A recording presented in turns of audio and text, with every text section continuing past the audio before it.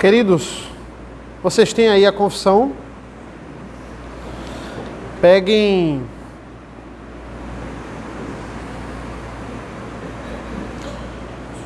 o capítulo da criação, capítulo 4 da criação. Vamos aqui, ó, 1, 2, 3 e olha, profundo, mágica, né? Rodrigo não está aqui, né? A gente pode se soltar, né? Um pouquinho, né?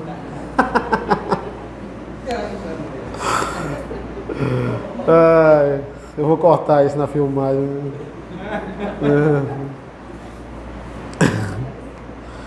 Vamos lá, gente. Capítulo 4. Alguém pode ler aí o primeiro parágrafo? Ao princípio, aprove a Deus o Pai, o Filho e o Espírito Santo, para a manifestação da glória do seu eterno poder, sabedoria e bondade, criar ou fazer do nada, no espaço de 6 dias, e tudo muito bom, o mundo e tudo que nele há, visíveis ou invisíveis. Pronto.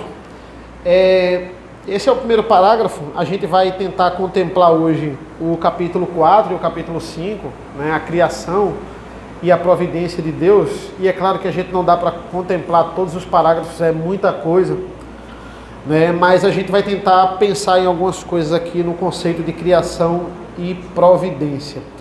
Primeiro, eu queria que a gente diferenciasse. Qual é a diferença entre decreto e providência? Alguém tem algum palpite?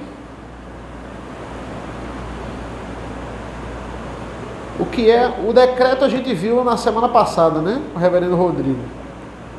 O decreto já seria pré-ordenação. E a providência é toda a gerência, todo o ato de Deus, no espaço, no tempo, para que esse decreto seja... É muito elevado. Pronto, então é basicamente isso, Adeilson, né? Eu coloquei aqui, né? A gente lê o capítulo, aí veja, criação e providência, né? É a execução dos decretos de Deus.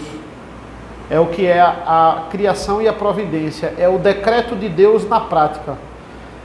Para ele, antes dele providenciar a nossa salvação, ele precisa nos criar, certo? Então a providência, a criação é a ponte entre o decreto e a providência. É como se fosse isso, né? Meio que como se fosse a ponte, né? E eu tenho alguns versículos que falam sobre a criação, né? Alguém pode abrir aí pra gente? João 17:5. E outra pessoa abre em Salmo 92. Pode ser?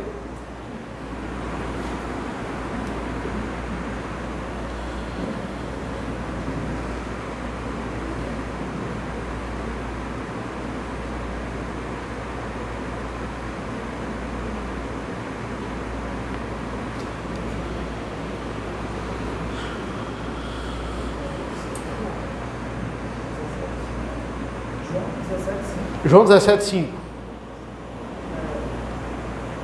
É chegada a hora, Pai, glorifica ao teu Filho com a mesma glória que tinha contigo antes da fundação do mundo. Isso, muito bem. Menino decorado isso. É isso aí, exatamente. Veja, ele vai dizer, glorifica-me, né, a ti mesmo com a glória que eu tive junto a ti antes que houvesse mundo. Veja, antes que houvesse mundo, existia alguma coisa, né?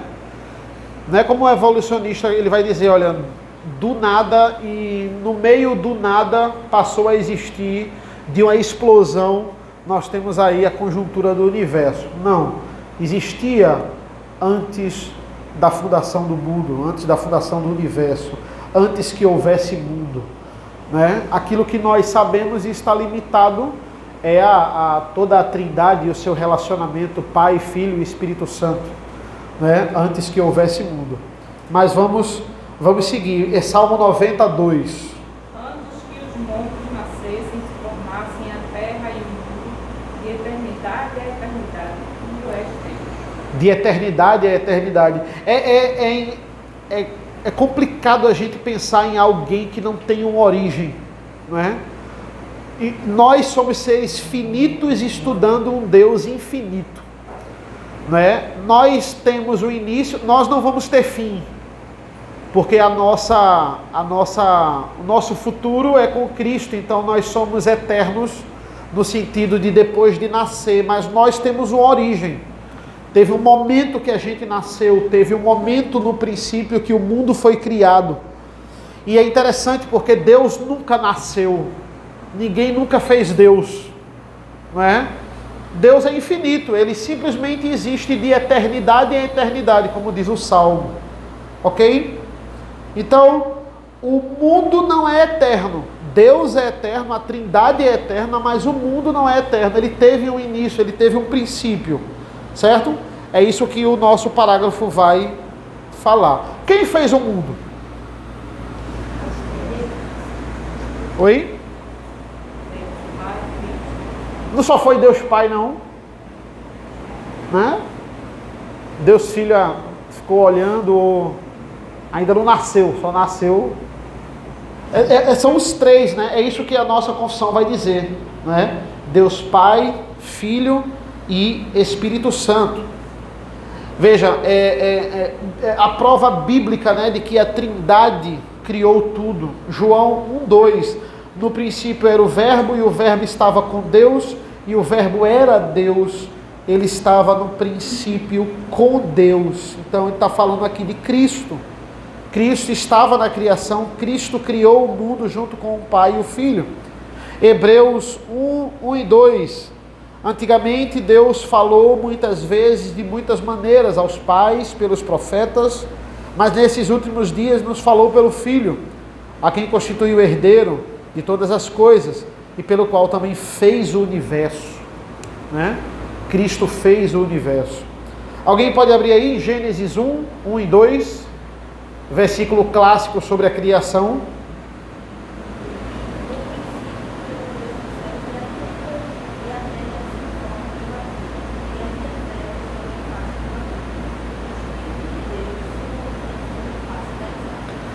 Veja, tem várias informações aqui, né? Primeiro, ele criou os céus e a terra.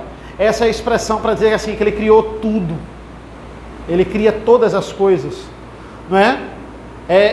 Todas as coisas. E ele criou sem forma. E depois ele vai separando e trazendo ordens, né? Você pode perguntar assim, poxa, como é que o Espírito de Deus se movia sobre a face das águas se ele não tinha criado água, né? Como é que se movia sobre a face das águas se ele ainda vai estabelecer o mar, vai estabelecer a terra, vai dividir? Não. Quando ele cria tudo bruto, sem forma e vazio. Ele cria uma massa bruta. Ele criou a água, ele criou a terra, mas está tudo misturado. O que é que ele faz nos 6 dias? Ele traz ordem, ele separa, ele cria outras coisas dentro daquela matéria bruta que são os animais, que é o ser humano. Ele primeiro faz a massa bruta para depois organizar, certo? A ideia é essa. Então, tinha água já, mas estava misturado com terra, que estava misturado com tudo, e não tinha ordem, né? Ele vai trazer a ordem. É interessante o verbo varar, ele vai trazer essa ideia de dar forma. Dar a forma, exatamente, perfeito. Ele vai dar a forma, né? Vamos lá. O que é panteísmo? Alguém sabe? A soma de toda criatura é igual a Deus. Deus está particionado em toda a criação. Perfeito. Deus é tudo e tudo é Deus. Quando a gente pergunta assim para alguém, o que é Deus para você? Ah, Deus é o ar que eu respiro. Ó Deus, respirando Deus, né? Deus é os passarinhos a cantar, né? As pessoas respondem, não, Deus criou isso, mas ele não é isso, né? Deus criou o sol, ele não é o sol. Eu posso falar de uma forma simbólica, poética, né? Cristo é o meu sol, tem até uma música, certo? Mas ele não é o sol, ele literalmente. Quando eu olho para o sol, eu não estou olhando para Deus, ele está à parte disso, certo? Então, veja, e isso é interessante, né? Eu coloquei essa segunda pergunta aqui. Por que a Bíblia é a que mais incentiva a ciência? Por quê? Porque, pare para pensar, eu até já falei isso na Academia Cristã. Por que os egípcios, os gregos e os romanos não estudavam os astros? No sentido de estudar o fenômeno do trovão, por exemplo. Certo? Porque eles eram burros, né? Não tinha ainda, eles não eram tão inteligentes, eles eram mais primitivos. O evolucionismo pode dizer, né? Só na era do iluminismo, Idade Moderna, que aí vai começar a se estudar tudo, né? A religião, a igreja, ela privou as pessoas da ciência. Não, a igreja católica pode ter privado, mas a Bíblia nos incentiva a estudar a ciência quando diz que Deus está à parte de tudo. E você pode estudar tudo e você pode explorar tudo.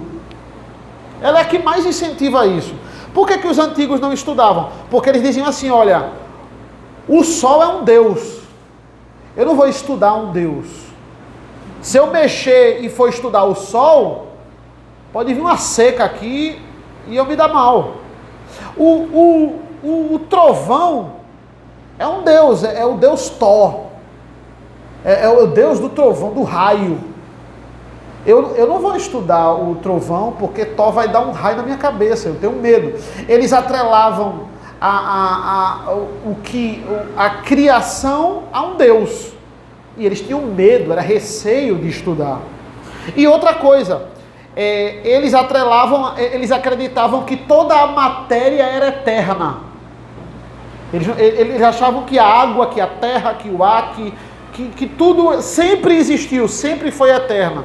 Deus está dizendo, no princípio, ele já está quebrando com isso. Gênesis 1:1, no princípio, não é eterna, teve um princípio. Alguém criou, o ser superior criou, Deus criou, a Trindade criou, no princípio. Não é eterno, eu posso estudar, eu posso explorar. Certo? É interessante isso aí. O sol não é a luz. O sol é uma estrela que possui luz. Mas uma coisa é a luz, uma coisa é o sol. Né? As pessoas diziam, não, o sol é a luz. É o Deus da luz. De forma nenhuma. Gênesis 1:3, né? Então Deus disse, haja luz e houve luz. Aí Gênesis 1:16, Deus fez os dois grandes luzeiros. O maior para governar o dia e o menor para a noite. E fez também as estrelas. Ele faz a luz, depois ele faz os luzeiros. O sol não é a luz. Entende? Então, a Bíblia nos incentiva a estudar a ciência. Pode estudar. Não é Deus. Né? Não é Deus, não é um Deus. É uma criação assim como você. Não assim como você. Né? Um pouquinho mais inferior. Porque nós somos a coroa da criação. Mas vamos lá. Deus fez o mundo para manifestar a glória, né, dele, desculpa aí. Não para o que foi criado ser adorado, e sim o Criador. O foco da adoração não é o que é para ser criado. Né? O panteísmo ele encaminha para isso. Se o sol é Deus, eu adoro o sol. Se Deus é o mar, eu adoro o mar. Não, você adora o Deus Criador do mar.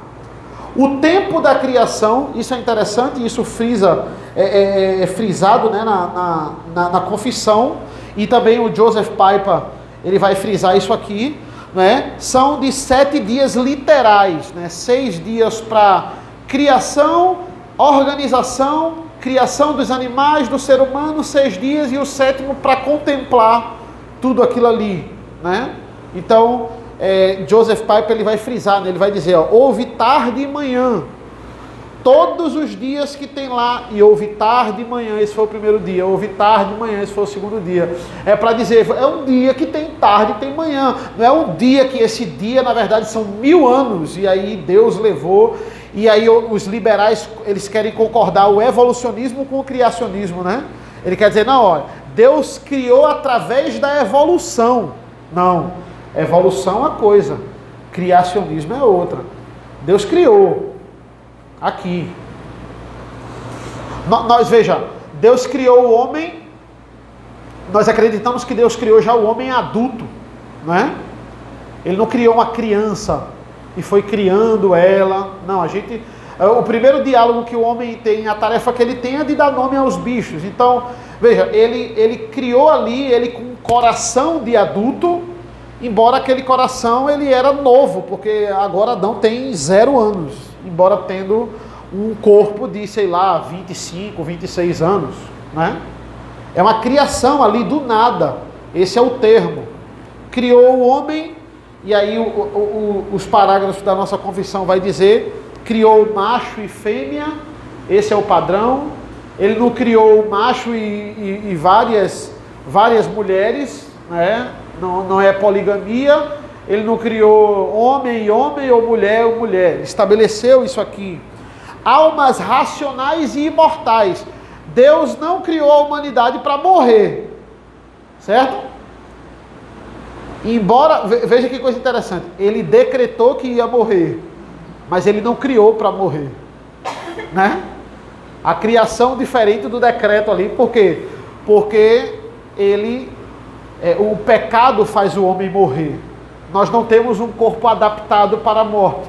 Por isso que a morte para a gente, ela vem com muita dor. Porque nós não somos criados para a morte. Fomos criados para sermos imortais. E em Cristo seremos, né? Segundo a sua própria imagem. Por isso que nós somos mais do que qualquer coisa que Ele criou. Nós somos a coroa da criação. Por que é que eu falo isso? Porque a ciência separa os seres vivos em 3 reinos, né? Os seres vivos não, né? Os elementos, né? E os seres vivos também. É o animal, o vegetal e o mineral. E o ser humano está onde? Está no animal, né? Veja que coisa interessante. O que somos para a ciência moderna? Somos um bicho que pensa, né? Somos um animal racional, eles dizem, né? Somos animais. Também igual. Não, para Deus nós não somos animais. Nós somos mais. Nós somos a coroa da criação. Né? O animal quando morre vai para o céu dos animais. E aí? Veja que a própria forma de Deus criar o ser humano é diferente. Ele cria do barro. Ele dá o sopro de vida. Ele coloca o fôlego de vida. Ele está dizendo, isso aqui Deus viu que era muito bom. Tudo foi bom. Mas o ser humano foi muito bom. A ideia é essa. Somos mais. Somos a única coisa que Ele criou, que é a imagem dEle. Entende? Nós não somos um bicho que pensa. Entende? Se eu pregar o evangelho para minha cachorra, ela não vai entender, né? Eu posso até trazer ela, né? Foi até uma ideia que eu dei no início quando a gente começou, mas não deu certo. O reverendo Rodrigo é muito puritano, né? Mas ela não vai entender. Eu posso pregar o evangelho para ela o que for, ela não vai assimilar. O Espírito Santo não vai lá, não vai iluminar ela. Eu acordar, ela está lendo a Bíblia, né? Se isso acontecer, eu corro, eu saio de casa, né? É isso, essa é a diferença. Somos a coroa da criação. Com a lei no coração, a confissão vai dizer, mas com o livre-arbítrio, né? Deus, ele cria Adão e Eva com o livre-arbítrio, certo? E a gente vai ter um capítulo específico sobre livre-arbítrio, né? O que é livre-arbítrio, certo? É a ideia de você pode obedecer a Deus ou não obedecer a Deus. Qual é a única regra que Deus estabeleceu? Não coma do fruto da árvore que dá conhecimento do bem e do mal. Você tem a liberdade, Adão, de obedecer ou não. Você tem as duas inclinações. A inclinação da obediência e a inclinação da desobediência. Mas Adão e Eva vão lá e escolhem pecar, né? E aí a gente vai para o capítulo da providência, que é um capítulo maior, mas eu também vou sintetizar, até por causa da hora, certo? Qual é a diferença entre decreto, presciência e providência? Né? Qual é a diferença? Decreto, presciência e providência. Basicamente, né, eu coloquei, né? A providência é o sustentar de Deus, é o seu agir para que cada ponto do seu decreto aconteça. Como a gente viu já, é a parte prática do decreto, é a providência. Mas o que é a presciência?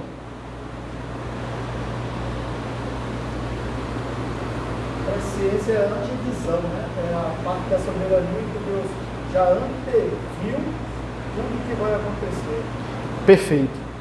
Né? Muitos confundem decreto com presciência. Veja, o que é presciência? É a onisciência de Deus. Deus sabe todas as coisas. Deus sabe o que é que vai acontecer. Porque Ele determinou. Entende? Ele tem a presciência porque Ele mesmo determinou. Ele não é refém da presciência. Ele determinou tudo aquilo que ia acontecer. E hoje Ele sabe o que é que vai acontecer na minha vida amanhã. Ele tem essa presciência.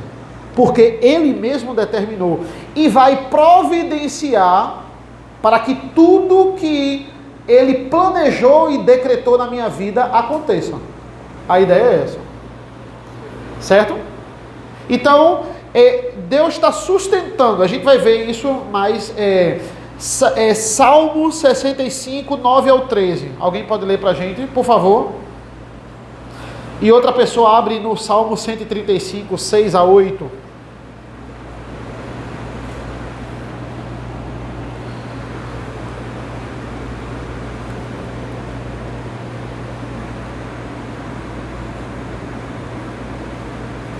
Visitas a terra e a regras, tu a enriquece copiosamente. Os ribeiros de Deus são abundantes de água, preparas o cereal, porque para isso a dispões, regando-lhes os sulcos, aplanando-lhes as leivas, tu a amolece com chuviscos e te abençoa a produção. Poroso ano da tua bondade, com as tuas pegadas destinam fartura. Destinam sobre as paisagens do deserto, e de júbilo se revestem os outeiros.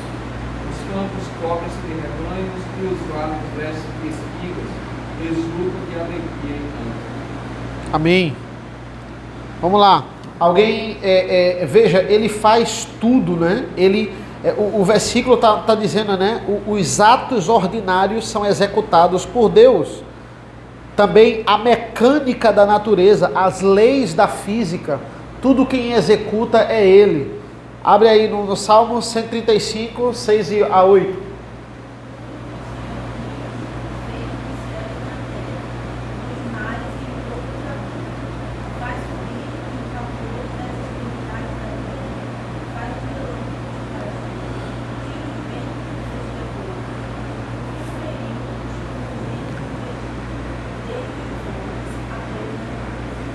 Então veja, ele estabelece todas as coisas e Ele cria uma rotina para todas as coisas. Veja, somos um reflexo de Deus. Deus é um Deus de rotina.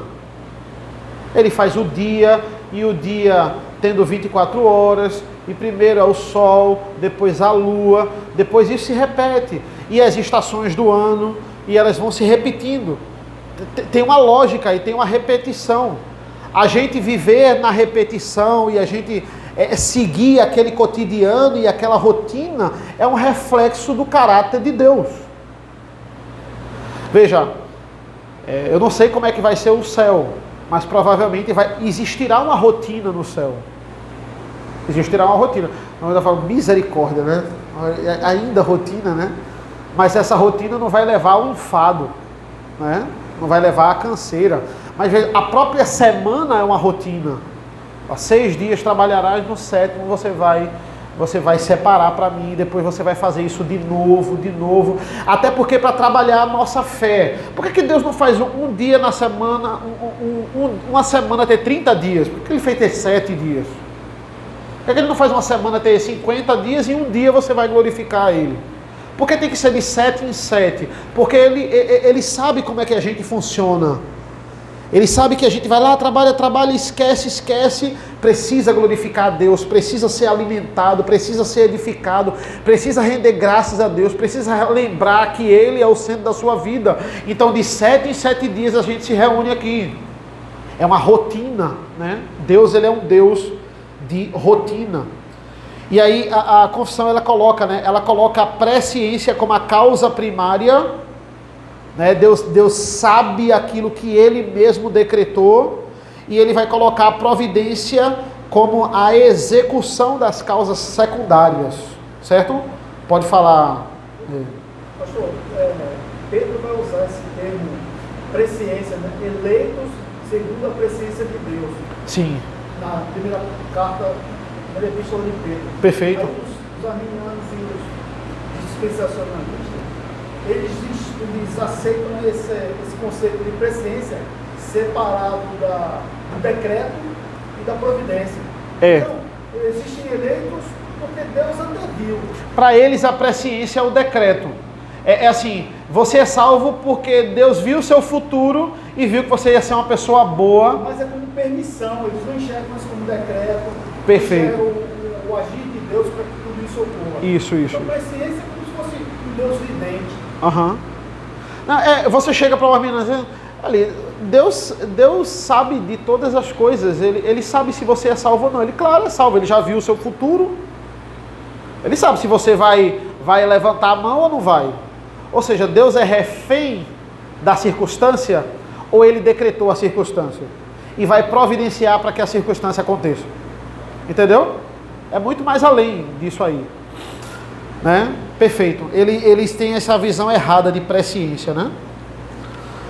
Jeremias 4, 4 a 8. Eu vou ler para vocês. Vai dizer assim, ó. A palavra do Senhor veio a mim dizendo: antes de formá-lo no ventre materno, eu já o conhecia. E antes de você nascer, eu o consagrei e constituí profeta às nações. Aí ele vai dizer, então eu disse, Senhor, eis que não sei falar, porque eu não passo de uma criança. Mas o Senhor me disse, não diga não passo de uma criança, porque a todos a quem eu enviar você irá, e tudo o que lhe ordenar você falará. Não tenha medo de ninguém, porque eu estou com você para livrá-lo. Olha, veja, Deus decretou e Deus estabeleceu que Jeremias ia ser profeta. Qual é a consequência disso? Jeremias termina querendo ser profeta. Eu vou ser pastor. Deus coloca na minha cabeça, na providência, a vontade de Deus ser pastor. A vontade de você estar aqui, né? Deus faz o Espírito Santo lhe iluminar para você estar aqui. Ou seja, mas antes Deus decreta e providencia todas as circunstâncias para que isso aconteça. Ele vai fazendo, olha. Deus decreta que Jeremias seria profeta, mas a providência consiste em fazer ele nascer daquele pai, daquela mãe, herdar aquela determinada personalidade, nascer naquela época de Israel, naquele meio, para que ele seja influenciado por determinadas pessoas e veja ali a necessidade daquele povo. Deus, ele organizou tudo. Ele faz você nascer daquele pai, daquela mãe, herdar a personalidade um pouco deles, para ter uma predisposição de ir ali e fazer aquilo acontecer. Antes de decretar, Filipe vai ser dentista, ele vai fazer Filipe nascer naquele ambiente, gostar da odontologia, fazer vestibular, passar, conhecer Iracema. Ele vai determinando cada dia de Filipe. Veja como Deus faz. Faz sentido você falar que nessa situação,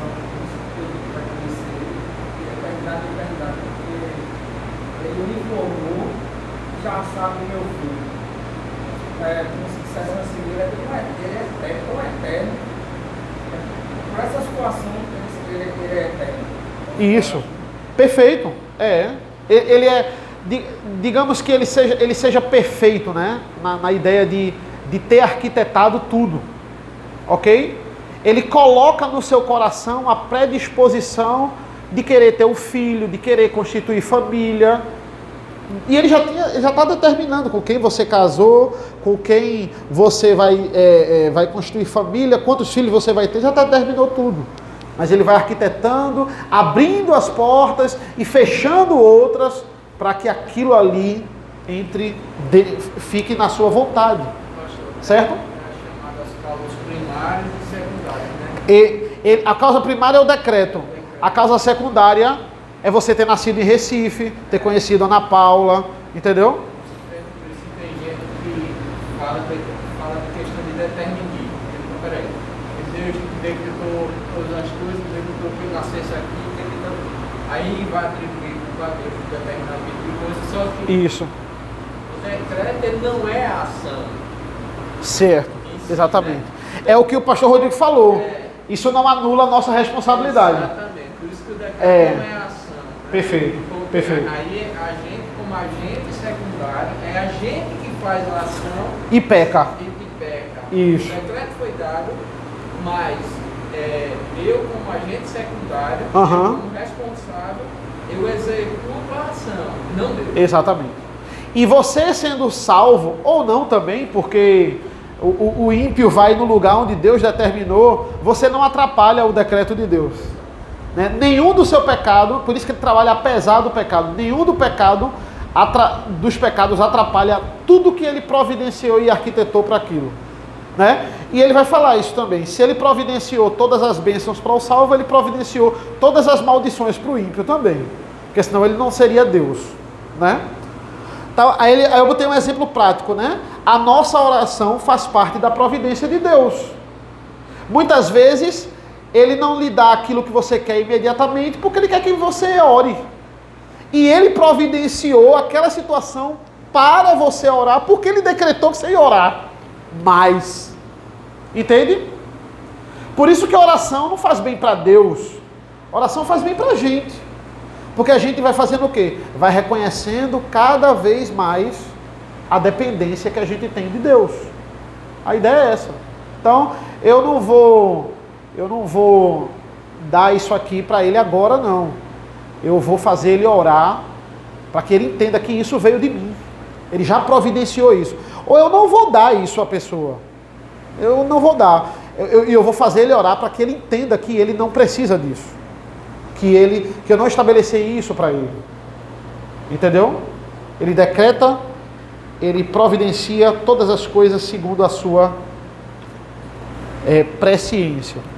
Aí tem o terceiro parágrafo da providência, a gente já está terminando, tá? A intenção não é a gente ficar tanto em alguma coisa específica, porque é muita coisa realmente.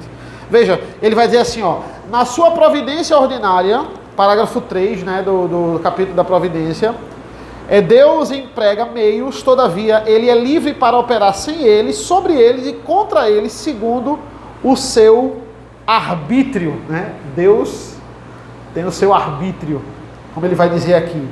O que é que isso quer dizer? Né? Eu coloquei aí a história de Jó. Qual é a causa primária? Por que Jó passa por tudo aquilo? Por que ele passa? Porque Deus quis, porque Deus decretou.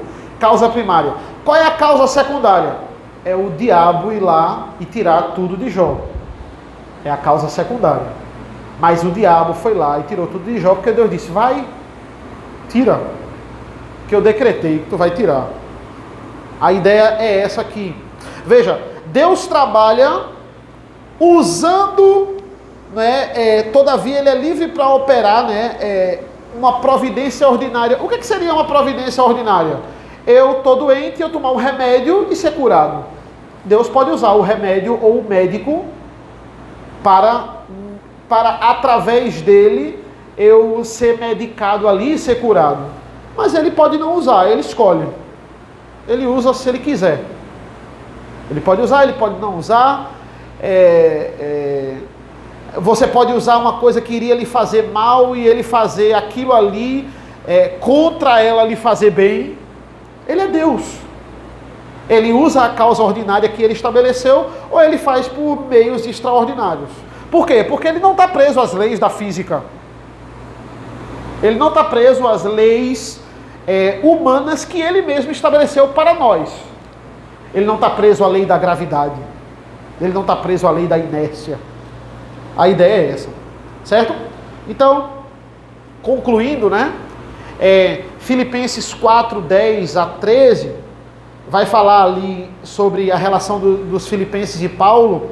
Paulo vai dizer assim: fiquei muito alegre no Senhor, porque agora uma vez mais renasceu o cuidado que vocês têm por mim. Na verdade, vocês já tinham esse cuidado antes, só que lhes faltava oportunidade. Digo isso não porque esteja necessitado, porque aprendi a viver contente em qualquer situação. Olha, Paulo está dizendo assim, olha, eu fico feliz que Deus tenha usado vocês para me amparar. Não que ele precisasse de vocês para isso. É a providência de Deus. Ele está dizendo, olha, se eu tivesse o amparo de vocês, Deus iria me amparar. Se eu não tivesse, Deus iria me amparar. Que bom que a providência dele foi usar vocês. Mas se não tivesse isso, ia ter outra coisa. Porque Deus sempre me amparou. Paulo está colocando em pauta aqui a providência de Deus. A providência de Deus iria acontecer com a ajuda de vocês ou sem a ajuda de vocês. Mas Deus sempre me amparou. Com comida ou sem comida. Aprendi a viver contente. Com comida ou sem comida. A ideia, Paulo vai discutir a providência de Deus. Certo? Deus nos usa para pregar o Evangelho, mas Ele não precisa. Mas Ele estabeleceu esse método. Oi, Felipe. É interessante, né? Que uma das coisas que os fariseus, eles tanto se orgulhavam, era, olha, nós somos filhos de Abraão. E Jesus falou, olha, Deus poderia fazer essas pedras serem filhos de Abraão. Perfeito, perfeito. Então, ele não precisa. De vocês. E é interessante o quanto que isso daí muda a visão que a gente tem de algo que às vezes é mal entendido na igreja, que é a questão do galardão. Às vezes as pessoas olham e falam, poxa, aquela pessoa, caramba, como aquela pessoa é crente, o galardão dela vai ser muito grande, né? Mas quando a gente passa a entender que é Deus quem dispõe de utilizar daquela pessoa para abençoar a igreja, quando a gente chegar lá no céu, a gente não vai olhar para, poxa, como Augusto e Nicodemos tem um galardão grande, né? Sim. A gente vai olhar e falar, poxa, como Deus é grande e utilizou aquele servo para o seu trabalho, para abençoar a sua igreja. Perfeito. Então, a glória do galardão não é da pessoa, é de Deus. Perfeito. Entendeu? Porque aprove Deus usar aquela pessoa. Perfeito. A glória sempre é Ele, até mesmo do galardão. No galardão. Foi Ele que separou o galardão de cada um. Exatamente. Então, veja, só para a gente concluir, né? O capítulo vai dizer, Deus decreta e providencia alcançar os salvos. Ele vai estabelecendo o meio ordinário para isso. Você nasceu onde nasceu, você ir para aquela determinada igreja. É por isso que eu não digo, olha, foi um erro eu ter ido para aquela igreja, foi um erro eu ter nascido naquela igreja. Não, Deus providenciou para que eu fosse quem eu sou, e através dessa igreja vai continuar providenciando para Ele trabalhar na minha vida e na sua. Entende? É isso. Não que eu não deva, entenda, não que eu não deva me arrepender do pecado. Não, eu errei, eu tinha que errar, porque Deus, né? Não, eu tenho que me envergonhar do pecado, porque a ação do pecado é minha, uma coisa não anula a outra. Mas veja, Deus providenciou cada coisa para que eu chegasse, eu e você, até aqui. Certo? E da mesma forma Ele faz com o ímpio, né? Deus decreta e providencia não iluminar os ímpios. Ele faz o ímpio nascer daquela mãe e daquele pai, levar ele para longe da igreja, nascer naquele meio, para que ele odeie a Deus. Ele providencia isso. Ele providencia o ímpio ouvir o evangelho, e ao invés de sentir sentiu arrependimento, ele sente raiva de Deus. Ele faz o ímpio perder aquele ente querido e ao invés de se submeter à vontade de Deus, ele lutar contra Deus. Ele coloca esse sentimento, né? E eu não gosto, eu odeio a Deus. Ele providencia os meios para isso, para que aquela pessoa se afaste cada vez mais do Evangelho. Veja que ele faz tudo, né? Ou seja, a sua providência também opera, ele opera na vida do salvo, do ímpio e da forma como ele cuida e sempre sustentou a igreja. Ele pega o último parágrafo da providência para falar disso. Ele vai dizer, ele sempre foi, Satanás sempre tentando atrapalhar e Deus sempre já tinha decretado isso para quê? Sempre é assim, para que a glória dele seja elevada. Entendeu? Até o Augusto Nicodemos ele faz isso, né? Por que Deus ele permitiu, ele decretou que o homem ia pecar, ele fez isso? Aí o Augusto Nicodemos diz, a única resposta que a gente tem para isso é essa, Deus fez uma conta. E nessa conta, tudo o que aconteceu é onde a minha glória será mais elevada. Vai ser assim, vai ser entregando meu filho, vai ser mostrando meu amor através disso, então essa vai ser a forma. Amém? Alguma dúvida? Reclamação? Nada? Pronto. E para quem gosta de livro, para não perder o hábito também, fiz uma bibliografiazinha aí, certo? Dos livros que eu consultei essa semana. Beleza? Amém, gente. Deus abençoe. Vamos orar. Senhor nosso Deus, nosso Pai, nós te agradecemos ricamente pela meditação do Teu Evangelho, pelo estudo da Tua Palavra, porque estamos adentrando na confissão de fé, estamos aprendendo cada vez mais o Teu maravilhoso Evangelho. E quem és Tu, como Tu operas na vida, a forma como Tu operas, a confissão. E claro, em primeiro lugar, os textos bíblicos, eles nos mostram isso e a confissão sintetiza isso para que fique mais claro para a gente, estudando a Tua Palavra. Muito obrigado, Senhor, por essa oportunidade. Nos leva para casa, nos dá um bom momento de almoço, que possamos voltar para cultuar ao Senhor logo mais à noite. Em nome do Teu Filho amado Jesus. Amém. Amém, meus queridos. Deus abençoe.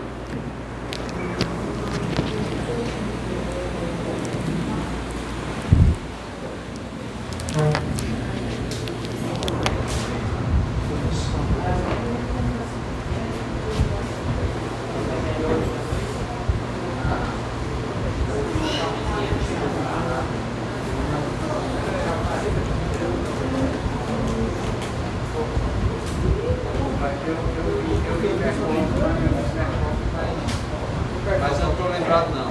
A explicação não estou lembrado não. Pode ir no WhatsApp.